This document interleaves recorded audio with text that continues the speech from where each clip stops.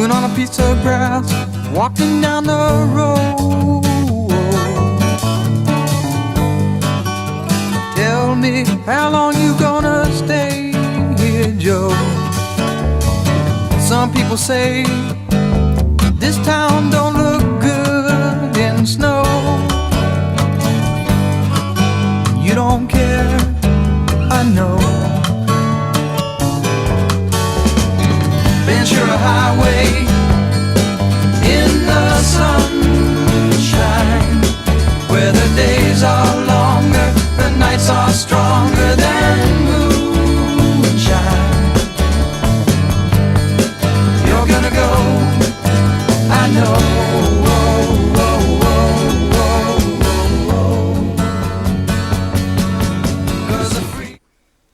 Alrighty. Oop, I cut off the intro a little bit there. So it's John Mazz here with you again on behalf of Spill in Winter Springs and Western Wine Merchants in Orlando. We are going to taste the second wine of our August Club features, and this is a Chardonnay called Highway 101 from Monterey, California. And this is a wine that is sourced and made by our partner and owner Tim English up in Ohio.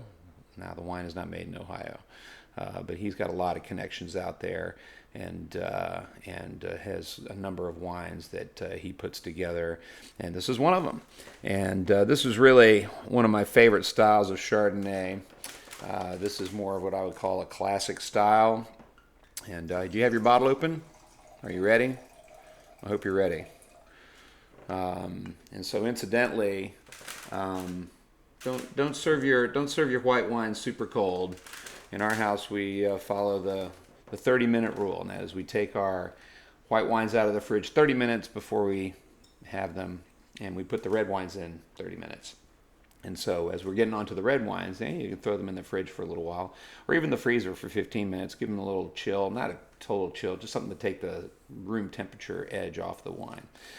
All right, so this is 2017 Chardonnay from Monterey Cellars, and very, very subtle oak on this wine.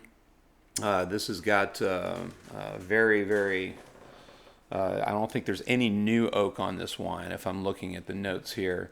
There's no malolactic fermentation, which malolactic is a very popular fermentation. It's a bacterial fermentation. It happens with really red and white wines, if you so desire. And Chardonnay is from California, typically undergo a lot of malolactic to get that creamy quality that many people like.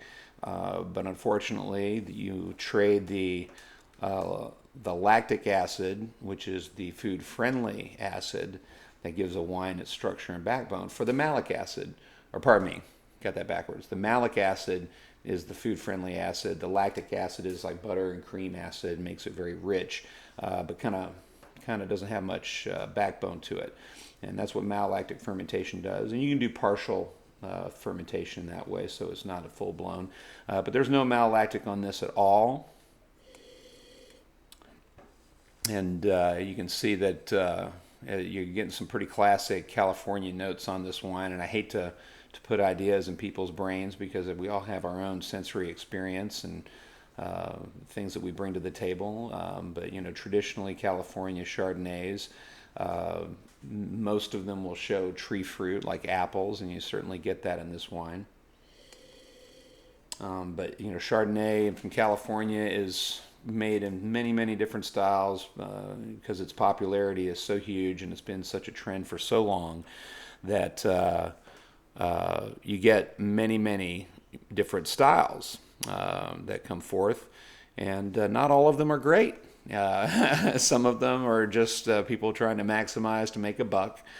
But then you have wines like this that are clearly made with food in mind, and made with a lot of restraint to let the variety show through and not be covered up with a lot of oak or other manipulative techniques.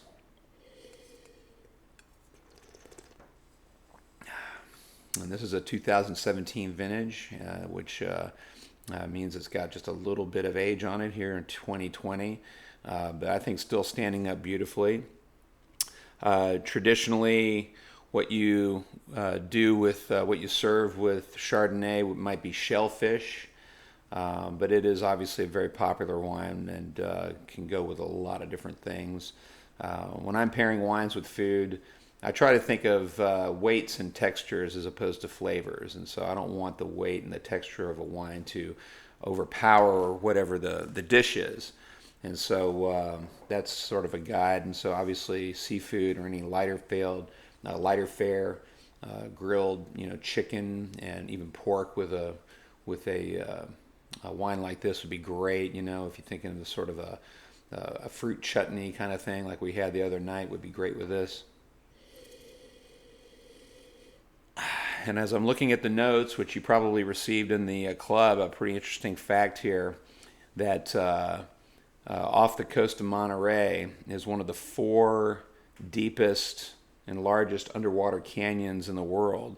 It's 60 miles long and 2 miles deep, and it's the only deep water canyon that affects a wine region. Its incredible marine effect helps create a morning fog that coats the region and moderates the summer sun and causes a breeze through the 2 major canyons in the county. And so it's that coolness that really drives up the acidity in a wine and contributes to its not just its longevity in the bottle, but also its food compatibility. So, alrighty. So I don't know how long that was, but long enough, I presume. I'm going to get a little long-winded here. But anyway, I hope you enjoy this, and please check out the rest of the videos for the tasting. And we'll see you next time.